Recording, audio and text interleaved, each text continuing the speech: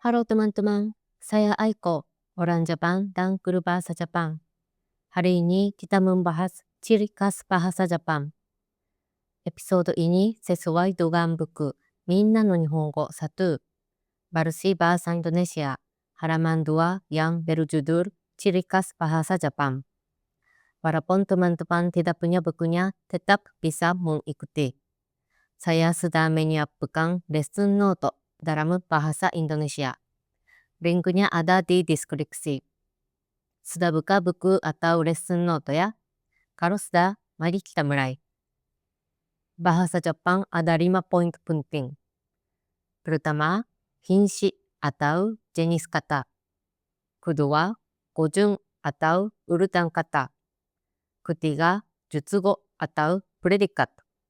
Keempat, joshi atau partikel. Kelima,省略 atau penghilangan kata.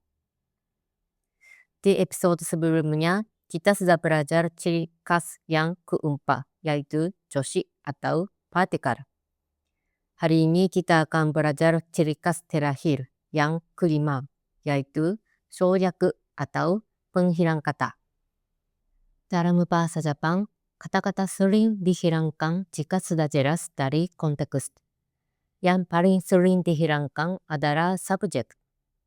Sekarang kita lihat kalimat yang tidak perlu subjek. Contohnya, 日本語を勉強します。日本語を勉強します。Artinya belajar bahasa Jepang. Nihongo berarti bahasa Jepang. Benkyou berarti belajar. Nihongo wo benkyou shimasu. Kalau kalimat lengkap, watashi wa nihongo wo benkyou shimasu. Dengar dua kalimat sekali lagi ya. Kalimat lengkap. Watashi wa nihongo wo benkyou shimasu. Kalimat dihilangkan subjek. Nihongo wo benkyou shimasu.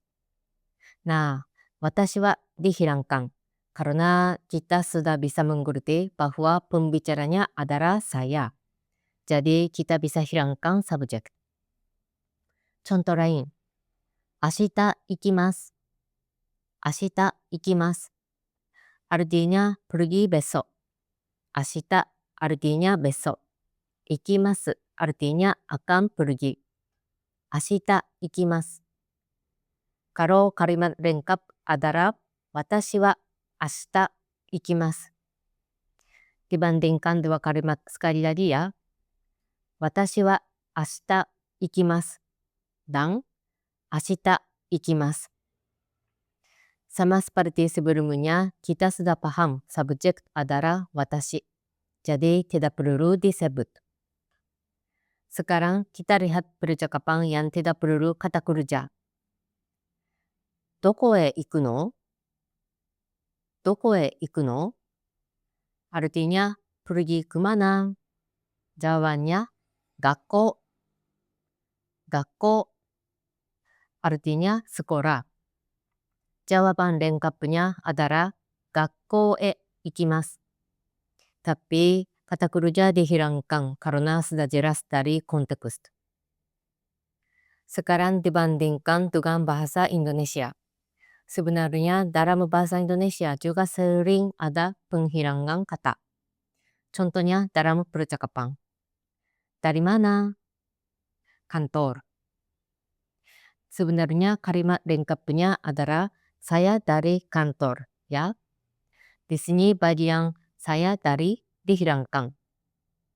Subjek saya dan kata kerja datang juga tidak disebutkan, tetapi bisa dipahami dari situasi ya. Jadi penghilangan kata adalah hal yang wajar bagi pembelajar Indonesia. Namun dalam bahasa Jepang, tingkat penghilangan ini jauh lebih sering dan lebih luas. Selain subjek, objek, partikel, bahkan kata kerja juga sering dihilangkan. Dalam percakapan santai, kita bisa mendengar seperti ini. Watashi ramen. Watashi ramen. Kalau terjemahan langsung, artinya saya adalah ramen. Aneh ya, Tapi sebenarnya berarti saya pesan ramen. Bentuk lengkapnya adalah watashi wa ramen ni shimasu. Watashi wa ramen ni shimasu. Di sini partikel wa dan varian ni shimasu dihilangkan, tetapi maknanya tetap jelas. Contoh lain. Kopi suki. Kopi suki. Artinya suka kopi.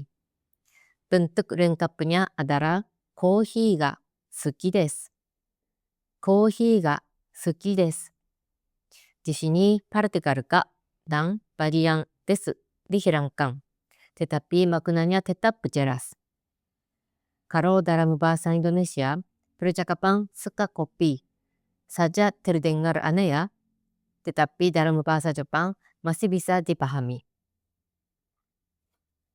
Dan ada satu hal penting lagi. Dalam bahasa Jepang, bentuk kata kerja tidak berubah sesuai orang. Tabemasu arti makan. Bisa berarti saya makan, kamu makan, kita makan. Karena itu, kita sering merasa lebih sulit menebak siapa pelakunya. Ini bukan karena bahasa Jepang aneh. Ini karena sistem informasinya berbeda. Dalam bahasa Jepang, pendengar diharapkan membaca konteks dengan lebih aktif daripada bahasa Indonesia. Sekarang bagian penting untuk pembelajar. Orang Jepang bisa menghilangkan kata dan partikel karena mereka sudah memahami bentuk lengkapnya. Sebagai pembelajar, sebaiknya jangan langsung meniru penghilangan ini. Gunakan partikel dan bentuk lengkap terlebih dahulu. Walaupun salah, tidak apa-apa. Lebih baik aktif mencoba memakai partikel daripada menghilangkannya karena takut salah. Memahami syoyak atau menghilangkan kata membutuhkan waktu. Dan memerlukan mendengar bahasa Jepang asli. Jadi jangan terburu-buru ya. Silakan baca kembali lesson note dan ulangi pelan-pelan. Kalau bisa, coba buat satu kalimat lengkap tanpa menghilangkan partikel, lalu tulis di kolom komentar. Nanti saya juga akan cek dan beri komentar ya. Nah, ini adalah ciri khas terakhir dari 5 ciri bahasa Jepang. Di episode berikutnya, kita akan belajar tentang ucapan bahasa Jepang. Kita akan membaca semua kana bersama-sama. Kita akan membaca hiragana, termasuk bunyi dakuten, handakuten, dan yoon. Dakuten adalah bunyi dengan tanda 2 titik kecil di atas huruf seperti da dari daigaku. Handakun adalah bunyi dengan tanda berat kecil di atas huruf seperti po dari Pokemon. Yoon adalah gabungan huruf i dan ya, yu atau yo kecil yang dibaca dalam satu mola atau satu bumi, seperti ca, ca dari candi, bahasa Inggris. Kalau teman-teman belum bisa memahami, tidak apa-apa. Sekarang hanya ingat, ini akan membantu teman-teman memperbaiki pengucapan dasar. Sampai jumpa di episode berikutnya. Dah.